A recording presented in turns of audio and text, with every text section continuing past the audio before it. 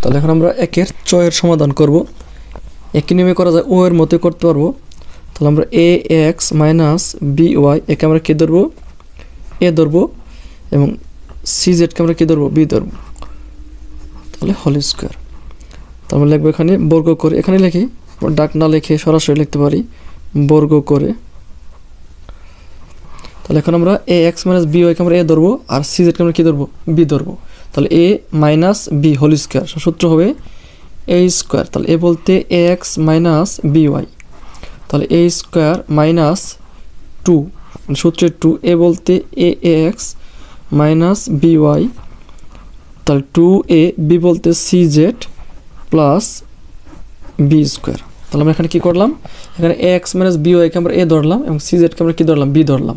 তাহলে A minus B whole square সমান A square minus 2ab plus B square. এখান থেকে এখানে আবার সূত্র পড়ছে, তাহলে এ এক্সকে আমরা এ ধরলাম, বি ওয়াই কী ধরলাম? বি ধরলাম। তাহলে A minus B whole square সূত্র, তাই কী হবে? এ এক্সকে আমরা যেহেতু ধরেছি, তাহলে এ স্কোয়ার মাইনাস 2, এ বলতে এক্স, বি বলতে B Y plus B square, তাহলে B Y whole square minus, এখানে আমরা 2 দ্বারা সি জেডকে গুণ করবো, তাহলে 2c জেড, আর এখানে ব্র্যাকেটে থাকবে A X minus B Y plus, যেহেতু স্কোয়ারটা সির উপর আছে জেডের উপর আছে, তাহলে স্কোয়ার দুটো দিয়ে দিব, সি স্কোয়ার জেড স্কোয়ার।